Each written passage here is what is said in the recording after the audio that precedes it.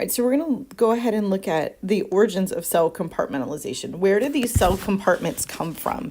And so in prokaryotic cells, remember, they don't have membrane-bound organelles, no membrane-bound organelles. So they're not going to have the compartmentalization quite like a eukaryotic cells that can have all these different organelles that do a very specific job and separate it for efficiency's sake.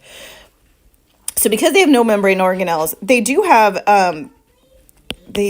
have regions or areas of the cell for specific jobs. So they have like a nucleoid region. They have, an area where they're going to assemble the proteins, things like that. But they're not, so they're just going to be regions or areas for compartmentalization, but they're not going to be enclosed in a membrane. So then what has to happen is, so how did we even get there? So we're going to talk about this endosymbiotic theory.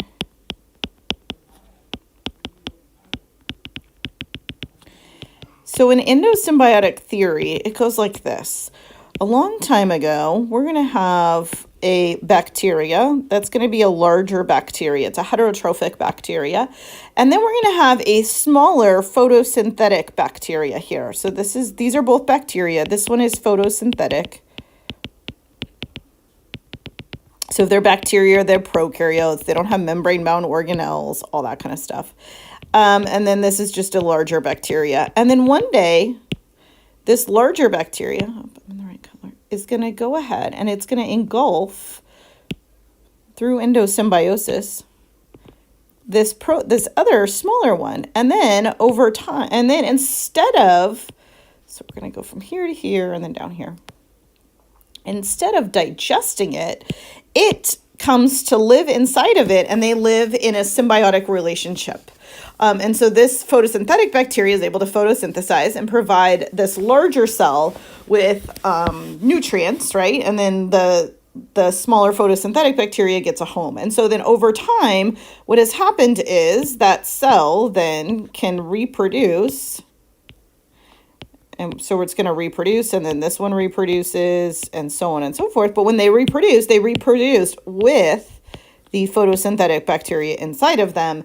And so then over time, we end up with membrane-bound organelles, and we end up with eukaryotic cells. And the evidence to support this, so the evidence is these things. One is that mitochondria and chloroplast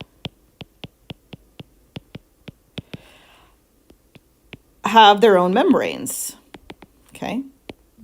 Just like a prokaryotic cell has their own membrane, have their own membranes.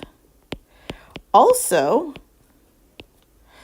they have their own circular DNA. And if you know anything about DNA, you know that prokaryotes have circular DNA, eukaryotes have linear DNA. So they have their own DNA, and it's circular. And then they also reproduce by binary fission, which is how a prokaryotic cell reproduces, not by mitosis.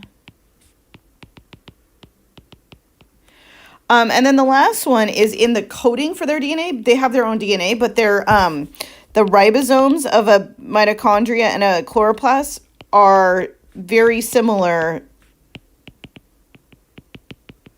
to prokaryotic ribosomes, which makes sense, right? If they have the same DNA. Okay, so all of those things are evidence that these mitochondria and chloroplasts were once free-living prokaryotic cells that have been engulfed and have now become a endosymbiotic relationship. And that's how we got eukaryotic cells.